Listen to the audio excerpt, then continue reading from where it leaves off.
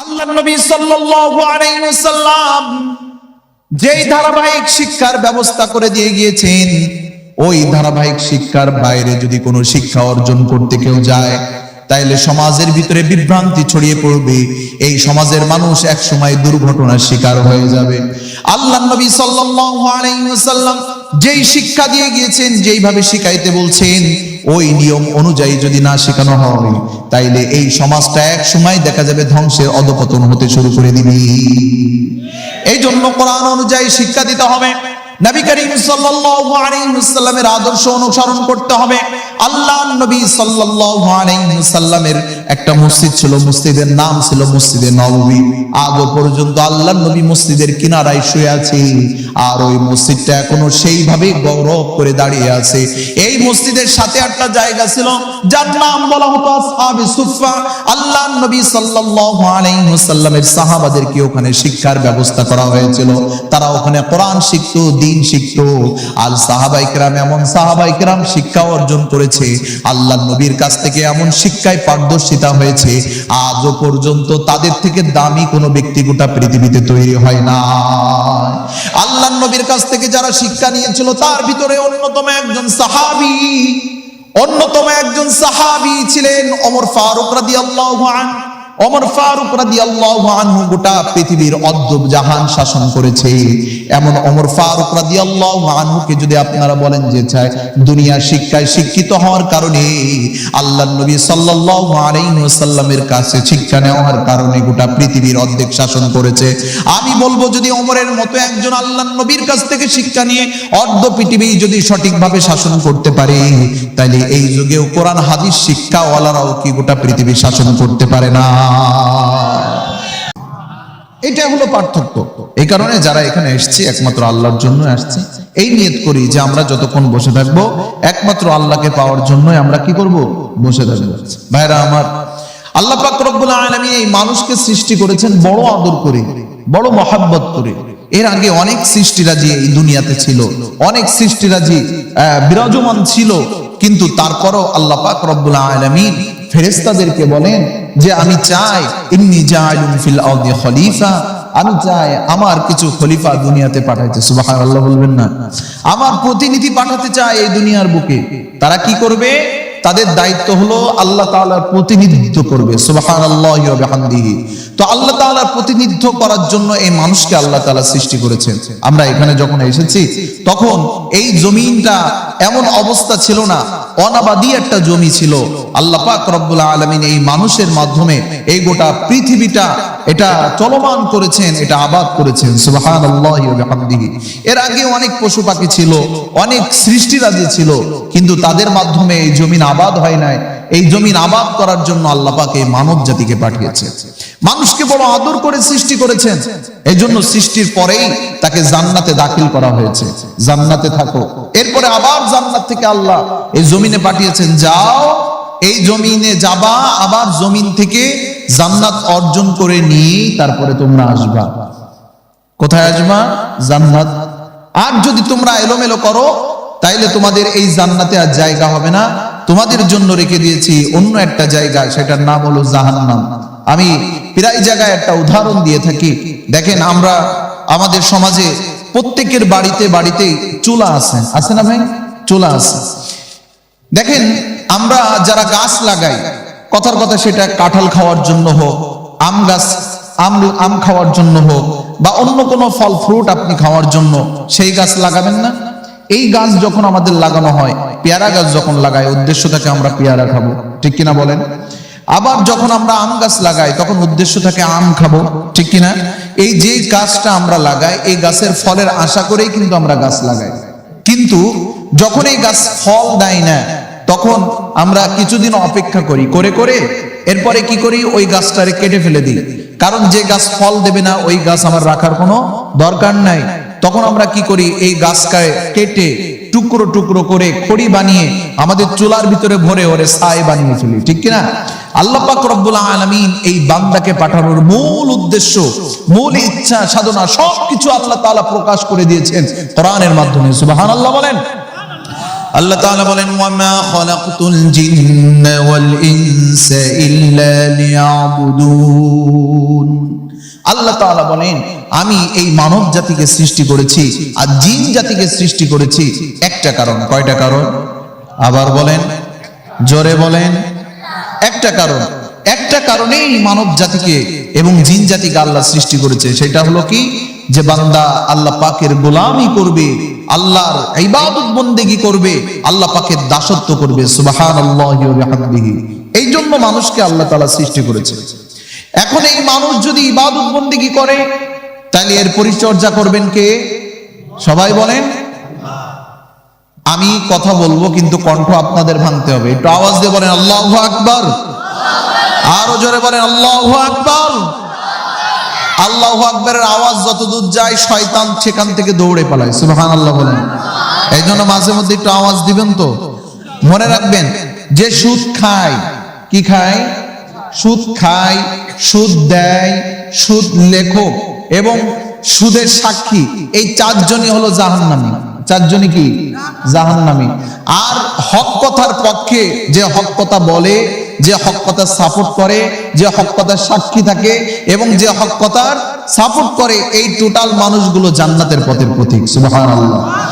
এই জন্য যখন হক কথা এখানে বলা হচ্ছে তখন সাপোর্ট দিবেন তো ইনশাআল্লাহ। আল্লাহ পাক আমাদেরকে কবুল করুন। যে জন্য যে কথাগুলো বলছিলাম, আল্লাহ তাআলা মানুষকে বানিয়েছেন একমাত্র ইবাদত বন্দেগীর জন্য, অন্য কোনো উদ্দেশ্যে আল্লাহ তাআলা পাঠায় নাই, শুধুমাত্র ইবাদতের জন্য পাঠিয়েছে। এই জীবন আল্লাহ তাআলা দিয়েছেন, আমাদের হায়াত আল্লাহ পাক দিয়েছেন, আমাদের দুইটা চোখ আল্লাহ পাক দিয়েছেন। সব কিছু আল্লাহ পাক দেওয়ার পর আল্লাহ পাক আমাদের কাছ থেকে চেয়েছেন, বান্দা তুমি ইবাদত বন্দেগী করবে আমার, অন্য কোনো কিছুর জন্য এই দুনিয়াতে তোমাকে পাঠানো হয়নি। অনেকে বলতে পারেন হুজুর আমরা এই দুনিয়াতে আসছি, আমার উদ্দেশ্য হলো খাবো দাবো ফুর্তি করব, কারণ দুনিয়াতে আল্লাহ তাআলা আমাদেরকে পাঠিয়েছে খাওয়ার জন্য। সকাল থেকে সন্ধ্যা পর্যন্ত কয়টা খাবারের জন্য যে পরিমাণে অক্লান্ত পরিশ্রম করি, মেহনত করি, কষ্ট করে অর্জন করে নিয়ে আসি, তারপরেই না আমার ঘরে কয়টা খাবার ঢোকে। তো খাওয়ার জন্যই তো এই দুনিয়াটা, খাওয়ার জন্যই তো কষ্ট করি। অনেকেই বলে না দুনিয়াটা মস্ত বড়, খাও দাও ফুর্তি করো, আছে না নাই বলেন? তো এই জাতীয় এক শ্রেণী মানুষ রয়েছে যারা মনে করে কি দুনিয়াটা মস্ত বড়, খাবো দাবো আর ফুর্তি করব। আল্লাহ পাক রব্বুল আলামিন যদি খাওয়ার জন্যই আমাদেরকে পাঠাতেন, তাইলে সমুদ্রের একটা মাছ যে পরিমাণে খেতে পারে, ওই পরিমাণ খাবার 1000 মানুষও খেতে পারে না। সমুদ্রে এত বড় বড় মাছ রয়েছে যে মাছেরা কি করে, হাজার হাজার মানুষের খাদ্য একাই খেয়ে ফেলতে পারে। যদি আল্লাহ তাআলা খাওয়ার জন্য পাঠাতেন, তাইলে হাতিরে পাঠাতেন, ঠিক কিনা বলেন? হাতিরা আল্লাহ তাআলা শ্রেষ্ঠ বানাতেন, যে আমি হাতিকে শ্রেষ্ঠ বানিয়েছি। আবার যদি মনে করেন যে খাওয়ার জন্যই পাঠাতো, তাইলে আল্লাহ তাআলা মাছকে শ্রেষ্ঠ জীব হিসেবে পাঠাতেন। আবার যদি আল্লাহ তাআলা খাওয়ার জন্য পাঠাতো, আপনার ঘরে বাড়িতে থাকা যে গরু আছে, এই গরু যে পরিমাণে খায়, এই পরিমাণ খাবার আমরা খাইতে পারি না, তাইলে খাওয়ার জন্য যদি পাঠাতো অন্য কোনো পশু পাখিকে আল্লাহ পাঠাতো। আমার আপনার মতো ছোট্ট মানুষ, এই সকালবেলা যাদের ডায়াবেটিস, সকালবেলা অর্ধেক রুটি খাবেন, দুপুরের বেলা কোন রকম ভাত গালে দিবেন কি দিবেন না, আর রাত্রবেলা একবার না খাইলেই ভালো হয়, একটু রুটি গালে দিবেন। তাই এই এতটুকু খাওয়ার জন্য আপনি দুনিয়াতে আসছেন তাই মনে হয়? দুনিয়াতে যদি মনে করেন যে হুজুর আমি দুনিয়াতে আসার উদ্দেশ্য সংসার করব, বাচ্চা কাচ্চা হবে, এই বাচ্চা কাচ্চাগুলো যখন বড় হবে, এই বড় হওয়ার পর ওদেরকে আমরা ভবিষ্যৎ গড়ে দিব, এও সাতপাস অনেক চিন্তা ফিকির, তো বাচ্চা ফোটানোর জন্য, বাচ্চা জন্ম দেওয়ার জন্য যদি দুনিয়াতে এসে থাকি, তাইলে আমি বলবো ভাই আমাদের সমাজের ভিতরে কুকুর আছে, চেনেন তো? এই দেখেন এই এলাকার লোকজন কুকুরও চেনেন, চেনেন আপনারা? আরে আল্লাহ, বিরাট ব্যাপার। আমিও চিনি কুকুর, মানে ভাবটা এমন মনে হলো এখানে কেউ কুকুর চেনে না। তো ভাইরা আমার, এই কুকুর বর্তমান যে সিজনটা চলছে, এই সিজনে কুকুর বাচ্চা দেয়। তো এই কুকুর যে বাচ্চা দেয়, একটা কুকুরে 5 থেকে 6টা করে বাচ্চা দেয়। আর একটা মানুষ সারা জিন্দেগি কাটিয়েও 3 থেকে 4টের বেশি বর্তমানে বাচ্চা দিতে পারে না। কথা মিথ্যা বললাম? এই সঠিক যে কথাটা আমি বললাম, যে কুকুর 5 থেকে 6টা বাচ্চা দেয় প্রত্যেক বছর, মানে প্রত্যেক বছর সিজন ওয়ারি। আর আমাদের মানুষ, এই মানুষ সারা জিন্দেগি ভর বাচ্চার ক্ষেত্রে যদি আমরা ধরতে যাই, তো মানে ঊর্ধ্বে গেল 5 থেকে 6টার উপরে বাচ্চা জিন্দেগি ভর দিতে পারে না। তাইলে বোঝা গেল বাচ্চা ফোটানোর জন্য আল্লাহ দুনিয়াতে আমাদেরকে পাঠায় নাই। যদি ফোটা বা পাঠাতেন তো একটা মাছ দেখবেন পুকুরের ভিতরে যখন ঘুরে বেড়ায় ডিম দেয়, ও লক্ষ লক্ষ বাচ্চা থাকে। সুবহানাল্লাহ বলবেন না? একটা মাছ লক্ষ লক্ষ বাচ্চা দেয় একসাথে, একটা মাছ লক্ষ লক্ষ বাচ্চা দেয় একসাথে। অথচ মাছের বাচ্চা দেখেন জন্মের পরেই ও ঘুরে বেড়াতে পারে, কুকুরের বাচ্চা দেখেন জন্মের পরেই হাঁটতে পারে, বিড়ালের বাচ্চা দেখেন জন্মের পরেই দৌড়াইতে পারে, গরুর বাচ্চা দেখেন জন্মের পরেই দৌড়াইতে পারে। কিন্তু মানুষের বাচ্চা জন্মের পরে হাঁটতেও পারে না, কথা বলতেও পারে না, চলতেও পারে না। ওরে হাঁটানো শিখাইতে হয়, ওরে কথা বলানো শিখাইতে হয়, ওরে কাজকর্ম শিখাইতে হয়, ওর হাত ধরে ধরে হাঁটানো শিখাইতে হয়। কথা বলেন ঠিক কিনা? তাইলে এই মানুষ সব থেকে দুর্বল প্রাণী। এতটা দুর্বল প্রাণী আল্লাহ গোটা পৃথিবীতে কাউকে বানায়নি। এই জন্য আল্লাহ পাক রব্বুল আলামিন বলেছেন, আমি মানুষকে অতি দুর্বল করে বানিয়েছি, অতি দুর্বল করে আল্লাহ তাআলা এই মানুষকে বানিয়েছে। এখন তাইলে মানুষের মূল উদ্দেশ্য কি? ওই যে প্রথমে বললাম আল্লাহ পাকের উদ্দেশ্য, আল্লাহ পাক রব্বুল আলামিন বলেন আমি মানুষকে সৃষ্টি করেছি কেবলমাত্র আল্লাহ পাকের ইবাদত বন্দেগী করার জন্য। সুবহানাল্লাহ। আমার এই মানুষ যখন আস্তে আস্তে বেড়ে ওঠে, তো এই মানুষ বেড়ে ওঠার সময় তার অনেক প্রয়োজন পড়ে, অনেক প্রয়োজন। তার ভিতরে অন্যতম একটা প্রয়োজন, তার যদি মানবিক দিকটা ঠিক রাখতে হয়, তার যদি মানসিক দিকটা ঠিক রাখতে হয়, সামাজিকতা যদি বুঝিয়ে রাখতে হয়, পারিবারিক নীতি যদি বুঝিয়ে রাখতে হয়, রাষ্ট্রনীতি যদি শিখতে হয়, তাইলে জ্ঞান অর্জন করতে হয় কি হয় না বলেন? সবাই বলেন জ্ঞান অর্জন করতে হয় কিনা? তো এই জ্ঞান অর্জন করতে যখন হবে, তখন জ্ঞানের ক্ষেত্রে আমাদের সমাজ কলুষিত হয়ে গেছে। জ্ঞানের ক্ষেত্রে কোন জ্ঞান অর্জন করবে, কোথা থেকে জ্ঞান অর্জন করবে, কি জ্ঞান অর্জন করবে, মানুষ আজ বিভ্রান্তিতে পড়ে গেছে, মানুষ আজ দুর্বিষহর ভিতরে পড়ে গেছে, মানুষ আজ সন্দিহান অবস্থায় পড়ে গেছে। কি করবে কি করবে, এই যে কি করবে কি করবে করতে করতে নিজের বাচ্চা কখন যে নাস্তিক হয়ে যায় নিজেও টের পায় না। বর্তমান সমাজের অবস্থায় ভাইরা আমার, আল্লাহ পাক রব্বুল আলামিন মানুষকে সৃষ্টি করেছে একমাত্র আল্লাহ পাকের গোলামির জন্য। এই যে গোলামির জন্য আল্লাহ পাক সৃষ্টি করেছেন, আর এর ভিতরে মানুষের অনেক ধরনের কাজকর্ম রয়েছে।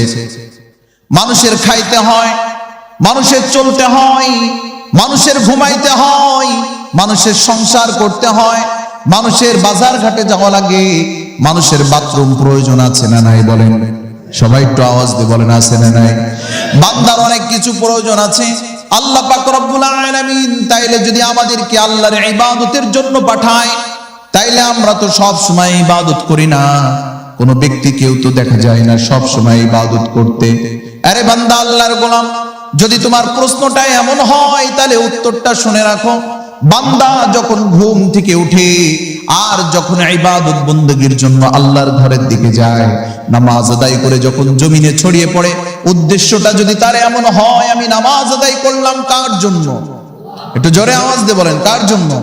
আমি নামাজ আদায় করলাম আল্লাহর জন্য। আমি এই নামাজ আদায় করে যখন বাড়িতে ফিরবো, তখন যদি উদ্দেশ্য হয়, আল্লাহ পাক রব্বুল আলামিন বলেছেন ফাইদা কুদিয়াতিস সালাত ফান্তাশিউ ফিল আরদি ওয়াবতাগু মিন ফাদলিল্লাহ।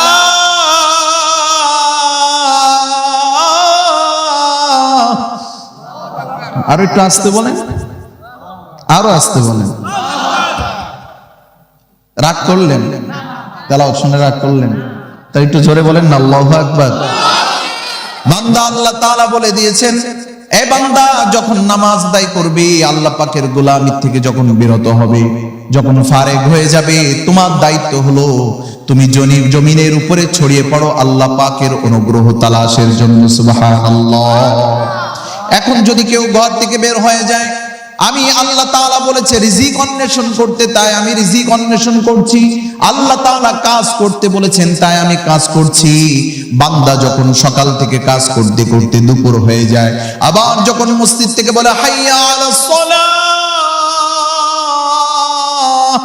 হাইয়া আলাস সালাহ,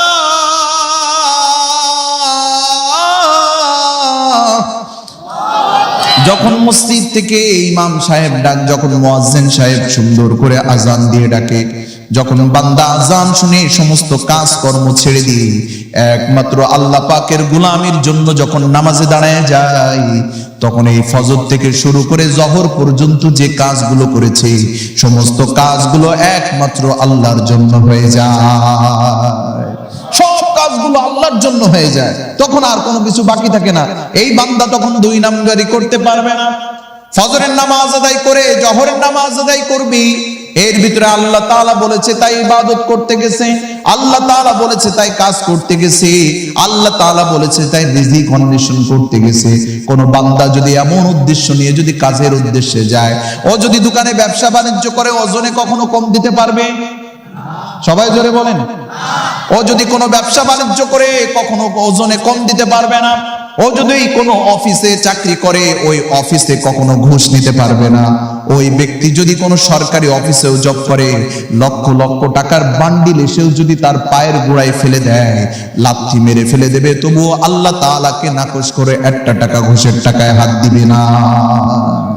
এই ব্যক্তি তখন আল্লাহর জন্য করবে। যখন আল্লাহর জন্য করবে তো টোটাল কাজটাই, তার চাকরি, তার সংসার চালানো, তার ব্যবসা বাণিজ্য সব কিছু আল্লাহ পাক ইবাদত হিসেবে গণ্য করে নেবেন। সুবহানাল্লাহ। জোহরের নামাজ আদায় করেছে, জোহর পরে আসর পর্যন্ত বিশ্রাম করবে।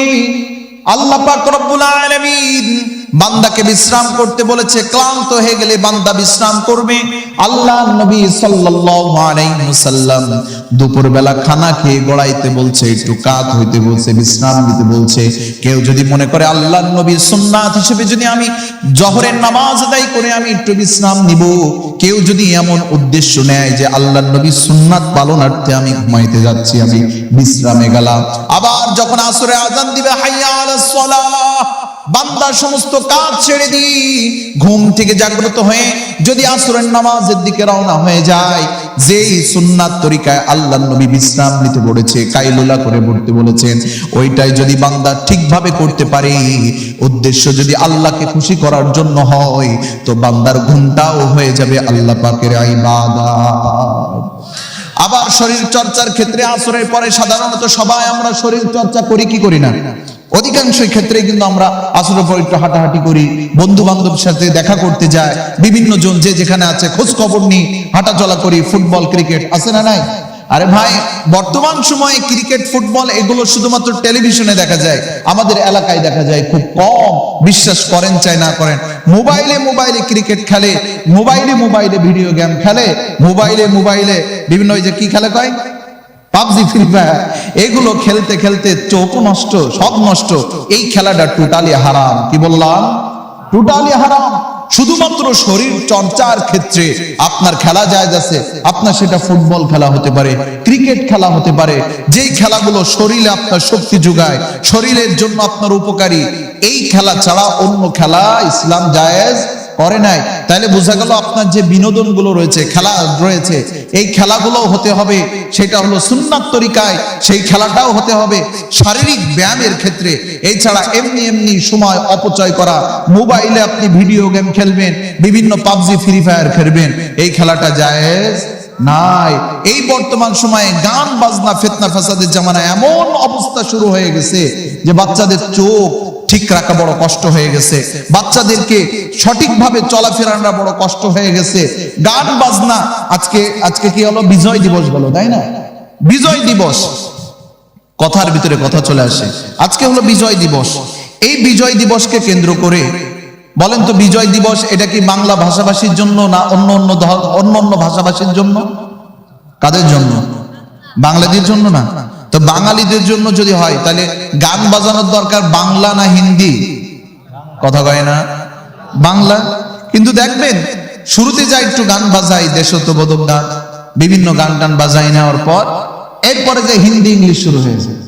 হ্যাঁ, এরা বিজয় দিবস পালন করে ভাইরা আমার।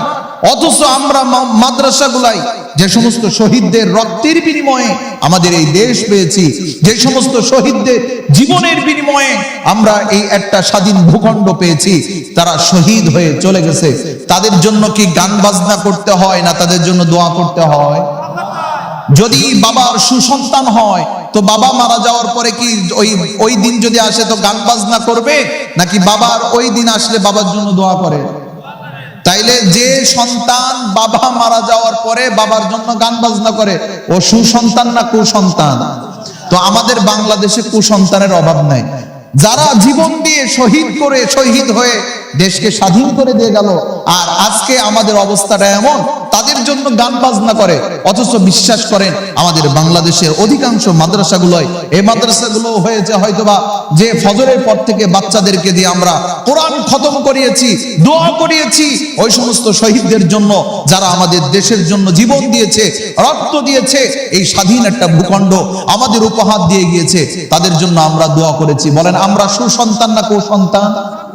আওয়াজ দিয়ে বলেন আমরা কি সন্তান? ঢোল তবলার গান বাজাও না, ঢোল তবলার গান বাজাও না, মাথায় লই গুনার বোঝা, দিন ইসলামের পথে তোমরা চলো রে সোজা, দিন ইসলামের পথে তোমরা চলো রে সোজা। ঢোল তবলার গান বাজাও না, মাথায় লই গুনার বোঝা, দিন ইসলামের পথে তোমরা চলো রে সোজা, দিন ইসলামের পথে তোমরা চলো রে সোজা। গানের কলি শুনি মোরা ফাট্টা যাই, বুক ফাট্টা যাই, এইভাবে তে গাইতে গাইতে জাহান্নামে চইলা যায়। আওয়াজ তো বলেন ঠিক কিনা? গানের কলি শুনি মোরা ফাট্টা যাই, বুক ফাট্টা যাই, এইভাবে তে গাইতে গাইতে জাহান্নামে চইলা যায়। ঢোল তবলার গান বাজাও না তোমরা, ঢোল তবলার গান বাজাও না, কবরে পাবে সাজা। ঠিক কিনা? তোমরা ঢোল তবলার গান বাজাও না, কবরে পাবে সাজা, দিন ইসলামের পথে তোমরা চলো রে সোজা, দিন ইসলামের পথে তোমরা চলো রে সোজা। মুসলমানের মুখে শুনি রাধা এবং কৃষ্ণের গান, তরুণ যুবকেরই মুখে ও পিয়া পাশানির গান। আছে তো? মুসলমানের মুখে শুনি রাধা এবং কৃষ্ণের গান, তরুণ যুবকেরই মুখে ও পিয়া পাশানির গান। ওরা আল্লাহর পথে গান গাইবে না, ওরা আল্লাহর পথে গান গাইবে না, মাজারে টানে গাজা। আওয়াজ দিয়ে বলেন ঠিক কিনা? ওরা আল্লাহর পথে গান গাইবে না, মাজারে টানে গাজা, দিন ইসলামের পথে তোমরা চলো রে সোজা, দিন ইসলামের পথে তোমরা চলো রে সোজা। গ্রামগঞ্জের মোড়ে মোড়ে যাত্রা গানের আসর হয়, যাত্রা গানের কারণে দেশে ক্ষুধার গজব হয়। ওরা কবরেতে গেলে বুঝবে, ওরা কবরেতে গেলে বুঝবে যাত্রা গানের কি মজা, দিন ইসলামের পথে তোমরা চলো রে সোজা, দিন ইসলামের পথে তোমরা চলো রে সোজা। ঢোল তবলার গান বাজাও না, মাথায় লই গুনার বোঝা, দিন ইসলামের পথে তোমরা চলো রে সোজা, দিন ইসলামের পথে তোমরা চলো রে সোজা। ঠিক কিনা? অতএব যারা গান বাজনা করে এরা বোঝা গেল, এরা গান বাজনা যারা করে এরা বাবার সুসন্তান না কুসন্তান? কুসন্তান। যে বাবা মারা গেছে, যারা এত রক্ত খরচ করলো, জীবন দিল, ইজ্জত বিলিয়ে পর্যন্ত দিল, আমার মা বোনেরা দিয়ে এই দেশকে স্বাধীন করে নিল, আর আমরা তাদের ওই দিবসগুলো আসলে গান বাজনা করি, গান বাজনা ঢোল ঢকল করে তাদের জন্য কি করি? সারা রাত ধরে গান বাজনা করবে, সকালবেলা ইমাম সাহেব ডেকে নিয়ে বলে ইমাম সাহেব দোয়া করে দেন। এখন ইমাম সাহেবরাও মানে বিপদে আছে। আমি অনেক জায়গায় গল্প করি, কি জানেন? শোনেন তাইলে। অনেক জায়গায় আমি কথায় কথায় গল্প করে ফেলি যে ইমাম সাহেবদের বর্তমান যে অবস্থা ভাই, এক ছেলে মানে ছেলে ঘরের ভিতরে পড়ছে, বাবা প্রচন্ড রাগী, মাকে ধরে মানে সুযোগ পাইলে, আমাদের গ্রামগঞ্জে আছে না কিছু চাচা এরকম, তরকারিতে লবণ হইলো কারণ নাংলা লাঠি দিয়ে পিটানো শুরু করে দেয়। হ্যাঁ, আসতে নামাজ পড়তে তোমার লেট হলো কেন, ধরে পিটানো শুরু করে দেয়। হ্যাঁ, এরকম হয় না? রান্না করতে দেরি হলো, মাঠের থেকে আসছে, এসে দেখে রান্না বান্না ঠিক মতো হয় নাই, এসেই পিটার মানে আগে পিটিয়ে নিবে পরে কথা বলবে। আছে না নাই ভাই? আল্লাহ তাআলা কি বউকে মারার জন্য দিছে? সবাই কথা বলেন, আল্লাহ কি বউকে মারার জন্য দিয়েছে? বউকে তো মারার জন্য দেয়নি। আরে ভাই, যে জিনিস আদর করার জিনিস ওইটারে মারতে নাই। আর আল্লাহ নবী সাল্লাল্লাহু আলাইহি ওয়াসাল্লাম বলেন যে সারাদিন ধরে তাদের সাথে এমন আচরণ করবে, রাত্রে গেলা তাদের ছাড়া তো আর চলতেও পারো না, তাইলে দিনের বেলায় মারার সময় তো একটু হিসেব করে মারা উচিত, ঠিক কিনা বলেন? তা যে কথা বলছিলাম, এক বাচ্চা, তার বাবা অত্যন্ত রাগী, কঠোর, ধরে ধরে মাকে শুধু পিটায়। এখন বাবা বাজার থেকে আসছে, এসে ওর মাকে দিছে, মানে 1 কেজি গরু গোশত কিনে এনে বলছে যে তাড়াতাড়ি রান্না করো, আমি গোসল করে আসি, এসে খাওয়া দাওয়া করব। যখন মায়ের কাছে দিয়ে গেছে, মা এই পাশে তরি তরকারি করতে করতে এ পাশে এক কুকুরে এসে সে গোশত খেয়ে চলে গেছে। ছেলে ঘরের ভিতর থেকে দেখছে যে মা তো সেই কুকুরের গোশত, মানে সে গরুর গোশত রাখছিল, কিন্তু রাখার পরে এই কুকুর তো এই গরুর গোশত নিয়ে চলে গেছে। এখন ওর মা তাকায় দেখে যে তাই তো, সে গোশত তো কুকুরই খেয়ে ফেলছে। এখন ও যদি এসে দেখে যে আমার জন্য গোশত নেই, তাইলে তো সাল চামড়া কিছু থাকছে না, কথা বলেন না কেন? তো এই পরিস্থিতি দেখে তাড়াতাড়ি করে কুকুর ধরে জবাই করে ওখান থেকে কেজি খানিক গোশত রান্না করে রেখে দিয়েছে। ওই আমি অনেক জায়গায় বলি, ভাই বউয়ের উপরে বেশি কড়াকড় হবেন তো আপনারে থুতু খাওয়াবে, আপনি বউয়ের উপরে বেশি কড়াকড় হবেন তো আপনার পচা পুচকো খাওয়াবে, আপনি টেরও পাবেন না আপনারে কি খাওয়াস। হ্যাঁ, বউয়ের উপরে বেশি কড়াকড় হবেন, বাথরুমে টয়লেটে যে ঠিক মতো টিস্যু ব্যবহার না করে ওই হাত দিয়ে রান্না করে আপনারে খাওয়াই দেবে, ঈমান আমল সব শেষ, ঠিক কিনা বলেন? তো এই জন্য বউয়ের সাথে বেশি কড়াকড় হওয়া ভালো না। তো এই বেচারা যা হয়েছে, ও সারা যখন ঘুরে আসছে, এসে দেখে যে হ্যাঁ রান্না বাড়া কমপ্লিট, খাওয়া দাওয়া করতে যাবে। ছেলে দেখছে যে সে গরুর গোশত কুকুরই খাইছে, আর কুকুর জবাই করে মা বাবার জন্য রান্না করছে। ছেলে এখন তাকিয়ে দেখছে, বাবা যদি এখন খাইতে যায় তাহলে বাবা খাবে কিসের গোশত? কথা বলেন না কেন? কুকুরের গোশত খাবে। এখন একদিকে দেখছে বাবা কুকুরের গোশত খাবে, যদি বলে যে আব্বা এটা কুকুরের গোশত, তাহলে এদিকে মা মরে যাবে, কথা বলেন না কেন? তা ওই যে কথাই বলে, কলি মা মারা যায় না, কলি বাপ কুত্তা খায়। তো আমাদের ইমাম সাহেবদের অবস্থা বর্তমান সময়ে এমনটা, বুঝেন নাই? যে ইচ্ছা করলেও কিছু বলা যায় না, আবার না বললেও পারা যায় না, মাঝখানে বসে আমরা কি করব কি করব কি করব হয়ে গেছে। বর্তমান সমাজের অবস্থা ভাই আমাদের এমন, অধিকাংশ ইমাম সাহেবদের অবস্থা কমিটির গোলামি ছাড়া কিছু করা যায় না। কমিটির গোলাম, কোরআন কমিটির গোলাম। আমি আমার মসজিদে বলে দিই, আমি আমার মসজিদে বারবার আমার কমিটিকে বলি, দেখেন যেদিন আপনারা বলবেন যে হুজুর এই কথা বলা যাবে না, এই কথা বলেন, তারপরের দিন মনে করবেন না যে আমি আপনাদের এখানকার দায়িত্বে আর থাকবো। কারণ আমি যদি ইমাম হয় তাহলে আমি নেতা, কথা বলেন না কেন? প্রত্যেকটা এলাকার ইমাম সাহেব হলো ওই এলাকার নেতা। তো ইমাম সাহেব যদি তার মন খুশি মতো কোরআন হাদিসের ব্যাখ্যা বিশ্লেষণ করে সঠিক কথাগুলো মানুষের সামনে উপস্থাপন না করতে পারে, তো ওই ইমাম সাহেব তো আপনার দরকার নাই। আপনি যদি এতই বোঝেন এইটা বলা যাবে না, ওইটা বলা যাবে না, এইটা করা যাবে না, সেইটা করা যাবে না, তা আপনি নিজে ইমামতি করেন, ইমাম সাহেবরে মুক্তাদি বানানোই ভালো, ঠিক কিনা বলেন? আর যদি মনে করেন যে ইমাম সাহেব আমাদের জন্য পারফেক্ট, তাহলে ইমাম সাহেবরে রেখে দেন। ইমাম সাহেব যা বলবে কোরআন সুন্নাহ মোতাবেক সেটা আপনি মানতে বাধ্য।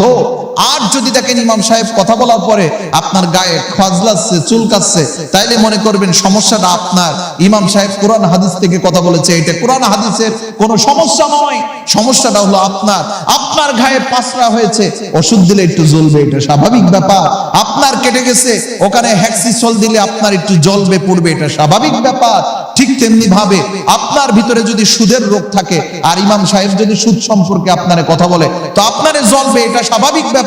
ইমাম আপনার ভিতরে জেনার রোগ রয়েছে, আপনি জেনা করেন, ইমাম সাহেব যখন কোরআন হাদিসের আলোকে জেনার কথা বলবে তখন আপনার একটু জ্বলবে, এটা স্বাভাবিক ব্যাপার, ঠিক কিনা বলেন? কিন্তু তাই বলে এখন ডাক্তারের কাছে একজন রোগী নিয়ে আসছে, হয়েছে কি পেটের ভিতরে অ্যাপেন্ডিসাইড। কি হয়েছে? অ্যাপেন্ডিসাইড। ডাক্তারের কাছে এসে বলছে, ডাক্তার তাড়াতাড়ি অপারেশন করো, আমার ব্যবস্থা করো। এখন ডাক্তার বলছে ঠিক আছে আমি অপারেশন করব। এবার বলছে এই সাবধান, আমি কিন্তু এলাকার নেতা, অপারেশন করবা ভালো কথা, আমার কোনো ব্যথা লাগতে পারবে না, আমার কোনো কাটতে পারবা না, যা ইচ্ছা তাই করবা, আমি দেখবো, আমার কোনো ব্যথা লাগবে না, কাটতে পারবে না, কিন্তু আমার অপারেশন করা চাই। বলেন তো এই ডাক্তার কখনো অপারেশন করবে? কথা বলে না। এখন ডাক্তার যদি অপারেশন না করে তাহলে রোগী বাঁচবে না মরবে? মরে যাবে। তাইলে এখন যদি ইমাম সাহেবদের উপরে আপনারা কড়াকড় করেন, এই বলা যাবে না, সেই বলা যাবে না, তো ইমাম সাহেব কি করবে? চুপ হয়ে যাবে। আর ইমামরা যত চুপ হয়ে যাবে আপনি তত বদ্দিনের ভিতরে ঢুকে যাবেন, আপনি ততই খারাপের ভিতরে ঢুকে যাবেন। ঢুকতে ঢুকতে ঢুকতে ঢুকতে জাহান্নামের কিনারায় পৌঁছে যাবেন। আজরাইল এসে রূহ কবজ করবে, আল্লাহ ধরে আপনারে জাহান্নামে ফেলবে। এই জন্য ইমাম সাহেবদের বলার সুযোগ দিয়ে দিবেন, হক কথা বলেন হুজুর। হ্যাঁ, ইমাম সাহেব যদি কখনো বদ্দিনী কোনো কথা বলে ফেলে, কোনো ভ্রান্ত আকীদা নিয়ে আপনাদের সামনে কথা বলে, এলাকায় অসংখ্য মাদ্রাসা রয়েছে, অসংখ্য বড় বড় আলেমরা রয়েছে, তাদের কাছে যান, তাদের সাথে বসেন। আমাদের ইমাম সাহেব এমন একটা কথা বলেছে, কথা কতটুকু বাস্তব, কতটুকু সত্য, কোরআন হাদিসের কথা কিনা। যদি ইমাম সাহেব কোরআন হাদিস থেকে সঠিক কথা বলে, আপনি মানতে বাধ্য। আর যদি বেঠিক হয়, তো উলামায়ে কেরামদের কাছে জানাবেন, তারা সকলে ঐক্যমত হয়ে বসে সিদ্ধান্ত নিয়ে ইমাম সাহেবের সঠিক করে দিবে। তাহলে সঠিক করার দায়িত্ব সাধারণ আম জনতার না। আলেম ভুল করলে ভুল ধরবে কারা? কথা বলে না। ভুল করবে কারা? আলেমরা। ধরবে কারা? আলেমরা। এই জন্য নিজেরা মাথা ঘামিয়ে বাড়াবাড়ি করতে যাবেন না। কথার ভিতরে অন্য কথা চলে গেল। আল্লাহ আমাদেরকে বুঝার তৌফিক দান করুন বলে আমিন। ভাইরা আমার, যে কথা বলছিলাম, বিজয় দিবস উপলক্ষে বর্তমান সময় এত নষ্ট হয়ে গেছি, বাংলাদেশের বিভিন্ন দিবসগুলোতে এইভাবে আস্তে আস্তে আস্তে আস্তে খারাপের দিকে চলে যায়। আমি অনেক সময় বলে থাকি, বিভিন্ন দিবসগুলোতে যে পরিমাণ অর্থ নষ্ট করা হয়, বিভিন্ন দিবসগুলোতে যে পরিমাণে টাকা পয়সা নষ্ট করা হয়, গান বাজনা সহ, এই টাকাগুলো যদি মাদ্রাসাগুলোই দেওয়া হতো। এই মাদ্রাসায় শুনলাম অসংখ্য বাচ্চা রয়েছে, এতিম বাচ্চা। কি রয়েছে? অসংখ্য এতিম বাচ্চা এই মাদ্রাসায় রয়েছে। এমন বাংলাদেশের আনাচে কানাচে অসংখ্য মাদ্রাসা রয়েছে, যেই মাদ্রাসাগুলো এই বাচ্চাগুলো পড়াশোনা করে, একটা টাকাও দিতে পারে না। মাদ্রাসা থেকে তাদের খাবার পর্যন্ত বহন করা লাগে, তাদের চিকিৎসা সেবা বহন করা লাগে, তাদের কাপড় চোপড় গুলো বহন করা লাগে। এখান থেকে যদি আপনি ট্যাকের হাট মোড়ে যান, আবার যদি শ্রীনদী বাজারের মাঝে যদি আপনি যে কখনো দাঁড়ান, দেখবেন অসংখ্য ফকির, গরিব, অসহায়, মিসকিন, তারা রাস্তায় রাস্তায় ঘুরে বেড়ায়। অসংখ্য অন্ধ ব্যক্তিদেরকে আপনি দেখবেন রাস্তায় রাস্তায় ঘুরে বেড়ায়। অনেক ব্যক্তিদের দেখবেন হাত নেই, পা নেই, মানুষের কাছে হাত পেতে পেতে ঘুরে বেড়ায়। সেদিন একটা প্রতিবেদনে দেখলাম, একজন ব্যক্তি তার হাত নেই। কি নাই বলেন? হাত নেই, দুই হাত নাই, পা দিয়েই গাড়ি চালায়। তো এই পা দিয়ে গাড়ি চালায়, আর সংসারের ভিতরে তার দুইটা বাচ্চা রয়েছে, বউ রয়েছে, মা বাবা রয়েছে। তো এই কয়জন থাকার পরেও তার সরকারি ভাবে তাকে যে ভাতাটা দেওয়া হয়, ভাতা দেওয়া হয় 2 মাস অন্তর অন্তর মাত্র 2500 টাকা। কত টাকা? সবাই বলেন। 2 মাস অন্তর অন্তর 2500 টাকা। তো 2500 টাকায় কি হয়? একজনের খাবার হয় এক মাসে? একজনের খাবার হবে স্বাভাবিকভাবে? 2500 টাকা একজনের খাবার স্বাভাবিকভাবে হয় না।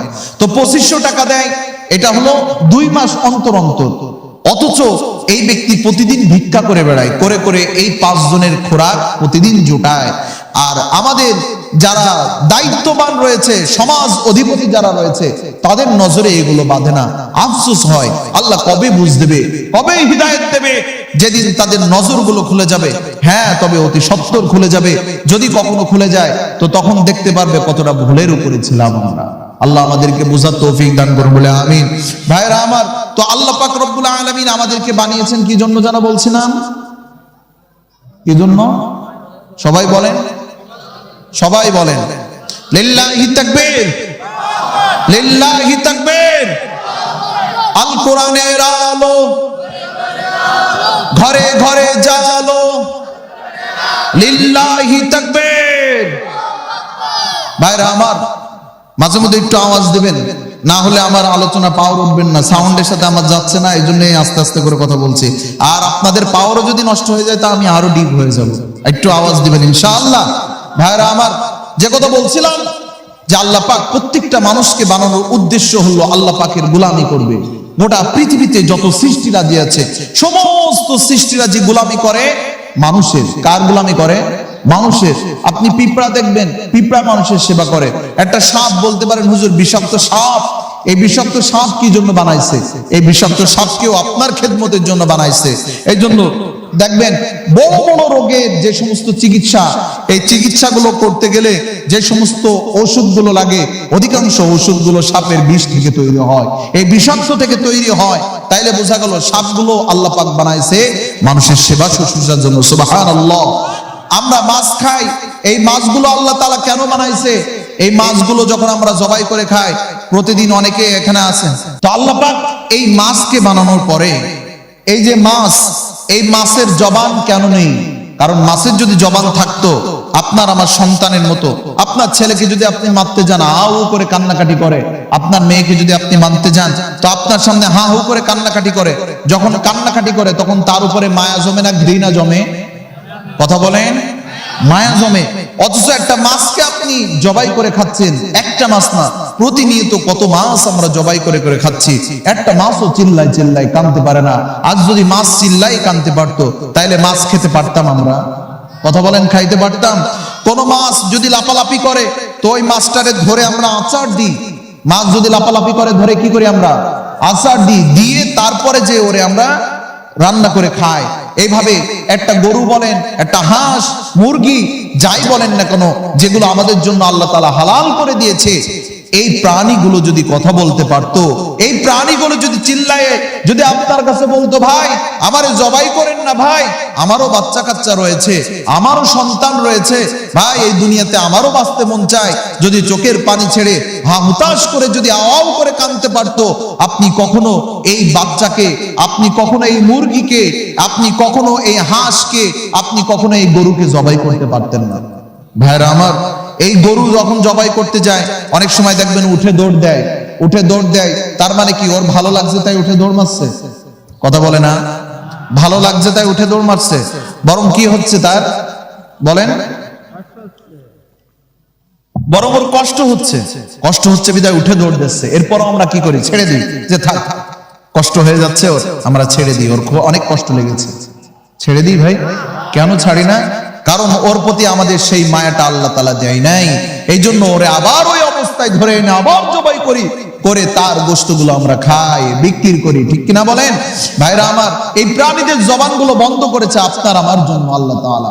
এই জবানগুলো বন্ধ করে দিয়ে এদেরকে আমাদের সেবা করার জন্য আমাদের খাদ্য হিসেবে আল্লাহ তাআলা দিয়ে দিয়েছেন। বান্দার দায়িত্ব কি করা? আল্লাহ পাকের ইবাদত বন্দেগী করা। কি করা? আল্লাহ পাকের ইবাদত বন্দেগী করা। কিন্তু আমরা যখন ইবাদত বন্দেগী করব না, আমি যে কথা বলছিলাম, যেমন নাকি আমরা গাছ লাগাই, গাছ থেকে যখন ফল না হয়, তখন আমরা ফলের আশা করে লাগানোর পরেও ফল না হওয়ার কারণে গাছকে যেমন কেটে কেটে আমরা লাকড়ি খড়ি বানাই ফেলি, আল্লাহ পাক রব্বুল আলামিন যখন দেখে কোনো বান্দা ইবাদত করেনি, আমার হুকুম তামিল করেনি, তখন ওই বান্দা মৃত্যু হতে দেরি আল্লাহ পাকের একটা চুলা আছে, সেই চুলার নাম কি? একটু আওয়াজ দিয়ে বলেন তো। জাহান্নাম। এই জাহান্নামে আমাদের ফেলতে দেরি করবে না।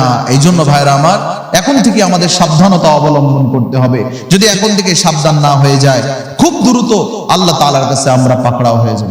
ভাইরা আমার, তো এই মানুষ সৃষ্টি করার পর যারা আমরা দিনের উপরে আসছি, দেখেন এই গোটা পৃথিবীর ভিতরে আল্লাহ তাআলা দুইটা ভাগ করেছে। কয়টা ভাগ? সবাই বলেন। একটা হলো কাফির, আরেকটা হলো মুসলমান। একটা হলো কাফির, আরেকটা হলো মুসলমান। যে মুসলমান, সে আল্লাহ পাকের সমস্ত বিধানগুলো, সমস্ত হুকুম আহকামগুলো মেনে নেবে। আর যে কাফের, সে আল্লাহ পাকের সমস্ত বিধানগুলো, সমস্ত বিষয়গুলো অস্বীকার করবে। হয় কাফের হবে, নাই মুসলমান হবে, হয় জান্নাতি হবে, নাই জাহান্নামী হবে। ঠিক কিনা বলেন? তো এই দুই শ্রেণীর ভিতরে একটা দল হলো যারা আল্লাহকে অস্বীকার করলো, অথবা কেউ আল্লাহ তাআলার সাথে শরীক করলো।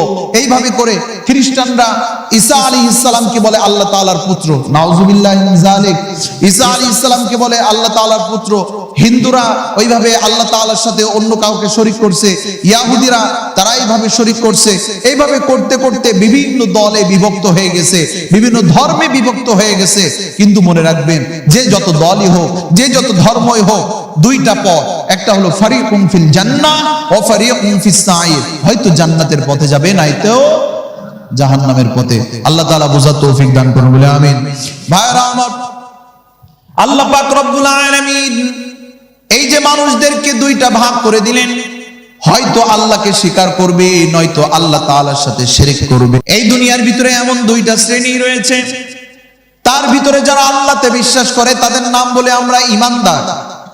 যারা মুসলমানের ঘরে জন্মগ্রহণ করে তাদেরকে আমরা বলি মুসলমান। কিন্তু এই মুসলমানের ভিতরে দুইটা ভাগ রয়েছে। একটা ভাগ হলো যারা প্রকৃত পক্ষেই মুসলমান, যারা আল্লাহকে বিশ্বাস করে নিয়েছে। আর আরেকটা রয়েছে যারা নাম কাওয়াজতে মুসলমান, বাস্তবিক পক্ষে তারা মায়ের গর্ভ দিয়ে, অর্থাৎ মুসলমান মায়ের গর্ভ দিয়ে জন্মগ্রহণ করেছে, তারা এই দুনিয়াতে আসার পরে মুসলমান যারা ছেলেরা আছে তারা সুন্নাতে খাতনা করেছে, তারা মাঝে মাঝে জুমার দিন মসজিদে যে হাজির হয়, ঈদের সময় যে ঈদের নামাজে যে হাজির হয়, কিন্তু দেখা যায় তাদের ভিতরে বিভিন্ন ভ্রান্ত আকীদা ঢুকে গেছে, বিভিন্ন সমস্যা ঢুকে গেছে। আবার অনেকে এমন আছে একদিনও আল্লাহ পাকের কাছে তাদের মাথাকে নত করে না। এই জাতীয় যারা আছে তাদের ভিতরেও একটা বিভক্ত হয়ে রয়েছে, একটা হলো প্রকৃত মুসলমান আর একটা হলো নাম কাওয়াস্তে মুসলমান। একটা হলো প্রকৃত পক্ষে মুসলমান আর একটা হলো নাম কাওয়াস্তে মুসলমান। দেখেন এই যে মুসলমানের ভিতরে এবার আমাদের ভাগ হয়ে গেল, হলো কি হলো না? এই যে নাম কাওয়াস্তে যে সমস্ত মুসলমান, দেখেন আমিও আমার নামের আগে লাগাই মোহাম্মদ, আপনিও আপনার নামের আগে লাগেন মোহাম্মদ। যে গাঁজা খায় ও ওর নামের আগে লাগাই মোহাম্মদ, যে তাড়ি খায় ও ওর নামের আগে লাগাই মোহাম্মদ। আবার সমাজে অসংখ্য এমন কীট রয়েছে যারা মসজিদ পছন্দ করে না, আছে না নাই? সমাজে এমন লোক আছে যারা মসজিদ পছন্দ করে না, যারা মাদ্রাসাও পছন্দ করে না, অথচ এর নামের আগে কি লাগায়? কথা বলে না। মানুষ নামে জন্ম নিয়া মানুষ কেন হইলা না, এই দুনিয়া চিরদিনের না, এই দুনিয়া চিরদিনের না, ঠিক না? মানুষ নামে জন্ম নিয়া মানুষ কেন হইলা না, এই দুনিয়া চিরদিনের না, এই দুনিয়া চিরদিনের না। মসজিদের আজান শুনিয়া বাজার রাস্তা ঘাটে মদ গাঁজা আর বিড়ি সিগারেট হরদম খাচ্ছ কৌশে। মসজিদের আজান শুনিয়া বাজার রাস্তা ঘাটে মদ গাঁজা আর বিড়ি সিগারেট হরদম খাচ্ছ কৌশে। আবার নামের আগে লিখতে বলতে মুহাম্মদ টুক ছাড়ো না, নামের আগে লিখতে বলতে মুহাম্মদ টুক ছাড়ো না। এই দুনিয়া চিরদিনের না, এই দুনিয়া চিরদিনের না, ঠিক কিনা? মানুষ নামে জন্ম নিয়া কেন মানুষ হইলা না, এই দুনিয়া চিরদিনের না, এই দুনিয়া চিরদিনের না। শিখি জীবন পার করিলা শিশু কিশোর নামে, অর্ধ জীবন পেরিয়ে গেল যুবক নাহি হলে। এই সমাজে কিন্তু অনেক এমন আছে পড়াশুনো করতে করতে কয় পড়াশুনো যতদিন শেষ না হবে, স্টাবলিশড যতদিন না হব, নিজের পায়ে যতদিন না দাঁড়াতে পারবো ততদিন বিয়ে শাদী করবো না, আছে না নাই বলেন? হ্যাঁ, শিখি জীবন পার করিলা শিশু কিশোর নামে, অর্ধ জীবন পেরিয়ে গেল যুবক নাহি হলে। আবার 40-এ পা রাইখা তুমি বিয়ের লায়েক হইলা না, 40-এ পা রাইখা তুমি বিয়ের লায়েক হইলা না। এই দুনিয়া চিরদিনের না, এই দুনিয়া চিরদিনের না। মানুষ নামে জন্ম নিয়া কেন মানুষ হইলা না, এই দুনিয়া চিরদিনের না, এই দুনিয়া চিরদিনের না, ঠিক কিনা বলেন? অতএব এই সমাজের ভিতরে এমন কীট আছে যারা বলে আমি মুসলমান, নামের আগে লাগাই মোহাম্মদ অমক মোহাম্মদ তমক, কিন্তু মোহাম্মদ যে কে এই মোহাম্মদেরই তো চেনে না, কথা বলেন না কেন? তো এই মুসলমানের ভিতরেও বিভক্ত আছে না নাই বলেন? তবে একটা কথা মনে রাখতে হবে, আল্লাহ পাক রব্বুল আলামিন, আমি মূল কথায় ফিরে আসছি, আল্লাহ পাক রব্বুল আলামিন এই যে বান্দাকে ইবাদত বন্দেগী করার জন্য পাঠিয়েছে, ইবাদত করার ক্ষেত্রে জ্ঞান অর্জনের দরকার আছে না নাই? সবাই আওয়াজ দিয়ে বলেন, জ্ঞান অর্জনের দরকার আছে। কোন জ্ঞান অর্জন করতে হবে? একটা মানুষের জন্য আল্লাহ নবী সাল্লাল্লাহু আলাইহি ওয়াসাল্লাম বলেন, তলাবুল ইলমি ফারিদাতুন আলা কুল্লি মুসলিম, প্রত্যেকটা মুসলমানের জন্য ইলমে দ্বীন অর্জন করা ফরজ। সুবহানাল্লাহ বলেন, আরো জোরে বলেন সুবহানাল্লাহ। প্রত্যেকটা মুসলমানের জন্য ইলমে দ্বীন অর্জন করা ফরজ। এখন বলেন যে কতটুকু পরিমাণে ইলম অর্জন করতে হবে? দেখেন, আপনার এই সমাজে চলতে গেলে যতটুকু জ্ঞান অর্জন করা দরকার, যেই যেই ক্ষেত্রে আপনার চলাচল করা লাগে সেই সেই ক্ষেত্রের জ্ঞান অর্জন করা আপনার জন্য ফরজ। মনে করেন আপনি নামাজ পড়বেন, তো নামাজের জ্ঞান অর্জন করা আপনার জন্য কি? সবাই বলেন ফরজ। আপনি বিয়ে শাদী করবেন, বিয়ের জ্ঞান সঠিকভাবে শরীয়তের জ্ঞান অর্জন করা আপনার জন্য ফরজ। আপনি রোজা রাখবেন, রোজার জ্ঞান অর্জন করা আপনার জন্য ফরজ। আপনার সন্তান আপনি লালন পালন করবেন, এই সন্তান লালন পালনের জ্ঞান অর্জন করা আপনার জন্য ফরজ। আপনার নামাজ পড়তে গেলে কোরআন লাগবে, এই কোরআনের জ্ঞান অর্জন করা আপনার জন্য ফরজ। আপনি ব্যবসা বাণিজ্য করবেন, কোন কোন সিস্টেমে ব্যবসা করলে সেটা হালাল হয়, কোন কোন সিস্টেমে ব্যবসা করলে আপনার হারাম হয়, এই ক্ষেত্রে জ্ঞান অর্জন করা আপনার জন্য ফরজ। ভাইরা আমার, তদ্রুপ ভাবে আপনি যদি কোথাও চাকরি করেন, হতে পারে সেটা কোম্পানি, হতে পারে সেটা অন্য কোনো শিক্ষা প্রতিষ্ঠান, হতে পারে কোনো সরকারি সেক্টরে, যে সেক্টরে আপনি চাকরি করেন ওই সেক্টরে জ্ঞান অর্জন করা আপনার জন্য ফরজ। আপনি লেনদেন করছেন ব্যাংকের সাথে, লেনদেন করছেন মানুষের সাথে, কোন লেনদেনটা জায়েজ, কোন লেনদেনটা না জায়েজ, এই জ্ঞান অর্জন করা আপনার জন্য কি ফরজ। সুবহানাল্লাহ বলবেন না?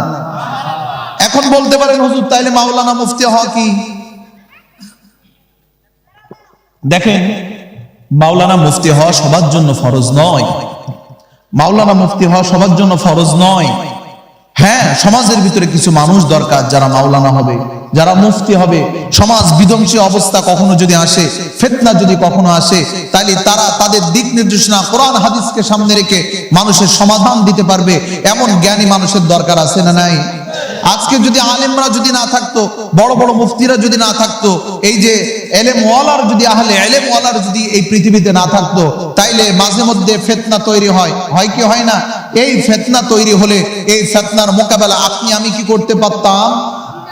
ওদের ফিতনার যদি মোকাবেলা করতে হয় তাহলে আপনার কোরআনের জ্ঞান অর্জন করতে হবে। আর কোরআনের জ্ঞান যদি আপনার না থাকে তা আপনি কখনো পারবেন না। ঠিক কিনা বলেন ভাইরা আমার? তাইলে ইলমে দ্বীন অর্জনের ক্ষেত্রে, জ্ঞান অর্জন করার ক্ষেত্রে এই বাংলাদেশের বুকের কথায় আমি বলি অনেকগুলো শিক্ষা প্রতিষ্ঠান রয়েছে। আপনার শুধু জ্ঞান অর্জন করার ক্ষেত্রের হিসেবটাই যদি আমি করি, তাইলে আপনার স্কুল রয়েছে, কলেজ রয়েছে, ভার্সিটি রয়েছে, মাদ্রাসা রয়েছে, কত শিক্ষা প্রতিষ্ঠান এই বাংলার বুকে রয়েছে। এখন যদি আপনি বলেন হুজুর কোন শিক্ষাটা আমরা অর্জন করব, কোন শিক্ষা অর্জন করব, তাইলে আমি আমার বাচ্চাকে স্কুলে পড়াই। এখন দেখেন, আমি এবার মূল আলোচনায় আসি। একটা ছেলে যদি স্কুলে পড়ে, তাহলে স্কুলে পড়ার পরে একটা ছেলের অবস্থা, মাদ্রাসায় পড়ার অবস্থা, এর ভিতরে পার্থক্য কি কি কিছুটা আমি একটু আলোচনা করি। ভাইরা আমার, গোটা বাংলাদেশের বুকে যতগুলো বৃদ্ধাশ্রম রয়েছে, আপনাদের কখনো যদি সুযোগ হয় কোনো বৃদ্ধাশ্রম একটু সফর করা, কোনো বৃদ্ধাশ্রমে দেখতে যাওয়া, আপনাদের এই মাদারীপুরে আছে কিনা বৃদ্ধাশ্রম? আছে কোনো বৃদ্ধাশ্রম? মাদারীপুরে নাই, কিন্তু অসংখ্য জেলাতে, ঢাকার বুকে অসংখ্য বৃদ্ধাশ্রম রয়েছে। তো এই বৃদ্ধাশ্রম গুলোতে যারা থাকে, দেখবেন মাদ্রাসায় পড়া ছাত্রদের বা মাদ্রাসায় পড়া ছেলে মেয়েদের কয়জনের মা বাপ বৃদ্ধাশ্রমে আছে আপনি খুঁজে বের করান। তাইলে বোঝা গেল মাদ্রাসা শিক্ষা প্রতিষ্ঠানে পড়াশোনা করলে কোনো বাচ্চা বা তার কোনো মা বাবা কখনো কিসে যাবে না? বৃদ্ধাশ্রমে যাওয়ার কখনো প্রয়োজন পড়বে না। সুবহানাল্লাহ বলবেন না? ভাইরা আমার, বর্তমান স্কুল শিক্ষার যে অবস্থাটা তৈরি হয়েছে, আগে আমি আলোচনা করি। সহশিক্ষা, পুরুষ এবং মেয়ে উভয়ে একসাথে শিক্ষা গ্রহণ করার মাধ্যমে কখনো জাতিকে সঠিক দিক নির্দেশনা দেওয়া সম্ভব হবে না। এই জন্য স্কুল শিক্ষা অধিকাংশ জায়গায় আলাদা আলাদা গার্লস স্কুল, বয়েজ স্কুল খুব কমই পাওয়া যায়। বেশিরভাগ জায়গায় ছেলে মেয়ে সবাই একত্রে বসে পড়াশোনা করে। আপনারা ইউটিউব সার্চ করে দেখবেন স্কুল কলেজ ভার্সিটি গুলোর কি অবস্থা। ঢাকার বুকে অসংখ্য ভার্সিটির ছেলে মেয়ে দেখতে পারবেন যারা লিভ টুগেদার করে, অর্থাৎ ঢাকার বুকে বিভিন্ন ফ্ল্যাট স্বামী স্ত্রীর নাম করে ভাড়া নিয়ে থাকে ভার্সিটি পড়ুয়া ছেলে মেয়ে, অথচ তারা অরিজিনালি স্বামী স্ত্রী নয়। নাউজুবিল্লাহ বলবেন না? ভার্সিটিতে পড়াশোনা করেছে ছেলে মেয়ে, মা বাবা তাদের খোঁজও নেয় না কি পড়াচ্ছে। অনেকের গায়ে লাগতে পারে, কিন্তু দেখেন কারো যদি গায়ে লাগে এখানে আমার দোষ না, বাস্তবতার সাথে মিলিয়ে দেখেন। আমি যদি কোনো উল্টা পাল্টা কোনো কথা বলি, আপনারা আমাকে ডাইরেক্ট আপনারা আমাকে অ্যাকশন করেন, হুজুর আপনি ভুল বলছেন।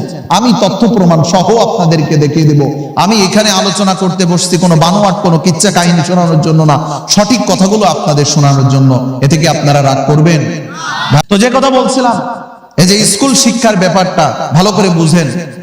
ভাই ভালো করে বুঝেন, না বুঝে কেউ চলে যাবেন না, বুঝে নিয়ে তারপরে যান। স্কুল শিক্ষাটা এই ক্ষেত্রের দিক থেকে ছেলে মেয়ে যখন একসাথে পড়ে তখন এদের ভিতরে ফ্রেন্ড তৈরি হয়ে যায়। কি তৈরি হয় বলেন? কি তৈরি হয়? এখন তো তৈরি হয়েছে গার্লফ্রেন্ড বয়ফ্রেন্ড, একজন আরেকজনের সাথে এইভাবে সম্পর্ক, গার্লফ্রেন্ড বয়ফ্রেন্ড। এখন আর স্বামী স্ত্রী লাগে না। সব সময় মনে রাখবেন, যেখানে বিয়ে কঠিন হয়ে যায় ওইখানে জেনা বেড়ে যায়। কি বেড়ে যায়? যেখানে বিয়ে কঠিন হয়ে যায় তখন সেই এলাকায় জেনা বেড়ে যায়। আমাদের বাংলাদেশেও দেখবেন জেনা বেশি বিয়ে কম, জেনা বেশি বিয়ে কম। বিয়ের আগে অনেকগুলোর সাথে প্রেমপ্রীত করে গার্লফ্রেন্ড বয়ফ্রেন্ড হয়ে যখন বিয়ে করে তখন আর একজনের সাথে শান্তিতে আর থাকতে পারে না। এতদিন ধরে 10-15টার সাথে প্রেম করলাম, চ্যাট করলাম, আর এখন এসে একজনের সাথে সংসার করা কেমন একটা কষ্টকর ব্যাপার হয়ে যায়। এই জন্য বাংলাদেশের ডিভোর্সের পরিমাণটাও বেশি। আপনারা ঠিক বললেও ঠিক, ঠিক না বললেও ঠিক। ভাইরা আমার, আমাদের বাংলাদেশের অবস্থা, এমন কোন গ্রাম দেখাতে পারবেন না যে গ্রামে 10টা-20টা নিয়মিত প্রত্যেক বছরে তালাক হচ্ছে না, ডিভোর্স হচ্ছে না। অধিকাংশ জায়গায় এই সমস্যাগুলো সমাধান করার কোনো মানুষ নাই, কিন্তু এই সমস্যার সমাধান করা মানুষ আছে। একটু অল্প বয়সে যদি বিয়ে দিতে যান তো সেখানে পুলিশ এসে হাজির হয়ে যাবে, মামলা মোকদ্দমার ভয় আছে। আপনার মেয়ে যদি 15 বছর 16 বছরেও বিয়ে দিতে যান তাও মামলা মোকদ্দমার ভয় আছে। কিন্তু 12-13 বছরের মেয়ে যদি পার্কে যায়, বিভিন্ন ফ্ল্যাটে যায়, সেই বিষয়ে কখনো কোনো আইন, সেই বিষয়ে কোনো এইভাবে ধরপাকড় আমাদের বাংলাদেশের বুকে হয় না। কিন্তু আপনারা যদি সঠিকভাবে নিয়ম মেনে হালাল পদ্ধতিতে তাদের সংসারের ব্যবস্থা করে দেন, এটা আমাদের সমাজের জন্য সবথেকে নেককার জনক হিসেবে মেনে নেওয়া হয়। মামলা মুকদ্দমার সম্মুখীন হতে হয়। এই জন্য বাবারাও আজ বড় অসহায় হয়ে গেছে। বিয়ে দেওয়ার সময় মেয়ের বয়স যদি কিছুটা কম হয়, বারবার ইউনিয়নে দৌড়াও, বারবার পৌরসভায় দৌড়াও, একটু কি করা যায়, তার বয়সটা বাড়ানো যায় কি করে, তার বয়সটা বাড়িয়ে নিয়ে যায় কি করে। কেন আজকের এই অবস্থা? আজ যদি অল্প বয়স্ক কোনো ছেলে মেয়ে যদি বিয়ে নাই হয়, তাহলে অল্প বয়স্ক ছেলে মেয়ের কেন প্রেম শেখানো হয়? স্কুল কলেজে আজ প্রেম শেখানো হয়। একটা জিনিস ভালো করে বুঝেন, আজ স্কুলে 6 ক্লাসে বাচ্চাদেরকে শেখানো হচ্ছে বয়সন্ধিকালে তাদের পরিবর্তনটা কি হয়। একটা মেয়ের বয়সন্ধিকালে শিক্ষার 2 প্রকার। কয় প্রকার বলেন? সবাই বলেন। শিক্ষা সাধারণত 2 প্রকার। একটা হলো প্রাতিষ্ঠানিক শিক্ষা, আর একটা হলো পারিবারিক শিক্ষা। একটা হলো প্রাতিষ্ঠানিক শিক্ষা আর একটা পারিবারিক শিক্ষা। তো এই পারিবারিক যে শিক্ষা এটা প্রতিষ্ঠানে দরকার নেই, প্রাতিষ্ঠানিক যে শিক্ষা সেটা পারিবারিক দায়িত্ব নেই। পরিবার যদি প্রতিষ্ঠানের শিক্ষা শেখাতে পারতো তাহলে বাচ্চাদেরকে কখনো কোনো প্রতিষ্ঠানে ভর্তি করতো? কথা বলেন না কেন? আমি কি কোনো বানোয়াট কিচ্ছা কাহিনী আপনাদেরকে শোনাচ্ছি? খুব গুরুত্বপূর্ণ কিছু কথা বলছি যেগুলো আমি ভেবে চিন্তে আপনাদের সামনে নিয়ে আসছি। তো স্কুল কলেজে যে সমস্ত মেয়েরা পড়ছে, তো এরা যদি পরিবার থেকে শিক্ষা নিতে পারতো তাহলে কি স্কুলে যেত না। আবার পরিবারের যে শিক্ষাটা পরিবারে দরকার, এটা যদি প্রতিষ্ঠানে পড়ানো হয় তাহলে ঝামেলা হবে কি হবে না? কিছু দায়িত্ব মা বাবার আছে আর কিছু দায়িত্ব রয়েছে প্রতিষ্ঠানের। প্রতিষ্ঠানের দায়িত্ব এক আর পরিবারের দায়িত্ব আর এক রকম। একটা মেয়ের বয়সন্ধিকালে তার পিরিয়ড কখন হবে, তার মেন্স বা তার মাসিক ঋতুস্রাব কখন হবে, এই বিষয়টা পরিবার শিক্ষা দিবে। তার ওই মুহূর্তে কি করণীয় তার মা শিক্ষা দিবে।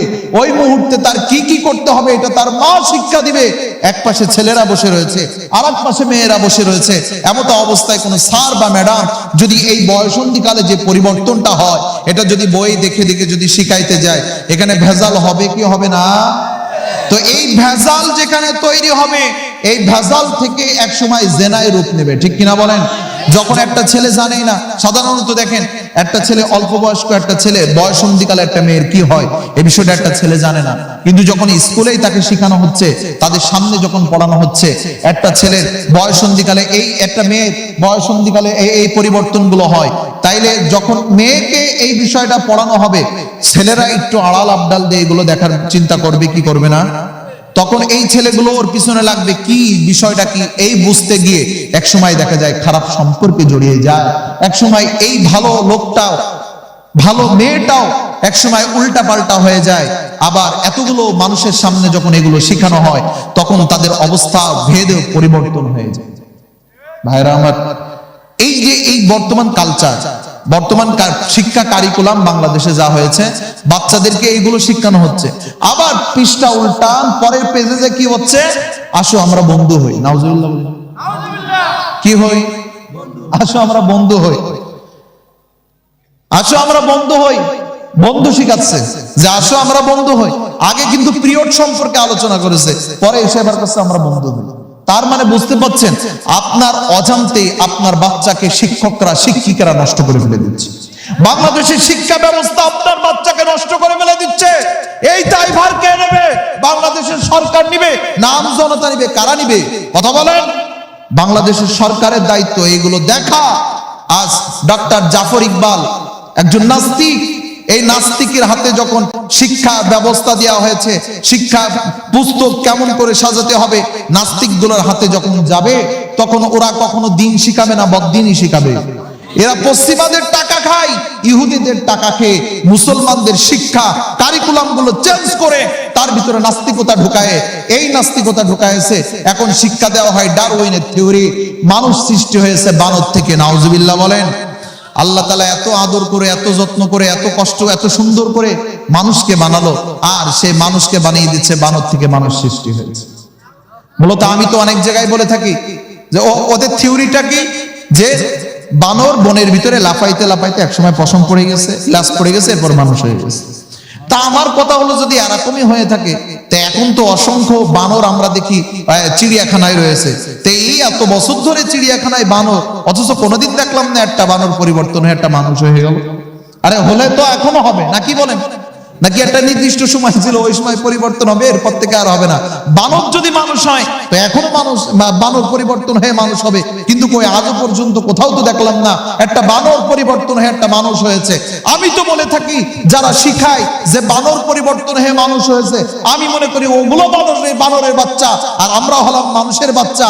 আর ওগুলো বানরের বাচ্চা, বানর থেকে পরিবর্তন হয়ে ওগুলো মানুষের স্রোত ধারণ করার কারণে মানুষের শিক্ষা কারিকুলামের ভিতরে, পড়াশোনার ভিতরে উল্টা পাল্টা ঢুকায়া মানুষের এই ছাত্র ছাত্রীদের ভিতরে জেনা ব্যভিচার কায়েম করার সিদ্ধান্ত নিয়েছে। আওয়াজ দিয়ে বলেন ঠিক কিনা? এই জন্য আমি সরকার মহোদয়কে বলবো, এখনো সময় আছে। এই সমস্ত যারা দায়িত্বশীল, যাদেরকে আপনারা দায়িত্ব দিয়ে দিয়েছেন, এদেরকে সরান, না হলে আমাদের বাংলাদেশের বাচ্চাগুলোরে নষ্ট করে ফেলবে। ভাইরা আমার, এর দ্বারা আমরা যতটুকু বুঝলাম যে আপনি যদি আপনার বাচ্চাকে স্কুলে পড়ান বর্তমান সময়ে, ও কখন আপনার অজান্তে ও একটা নাস্তিক হয়ে যাবে আপনি নিজেও টের পাবেন না।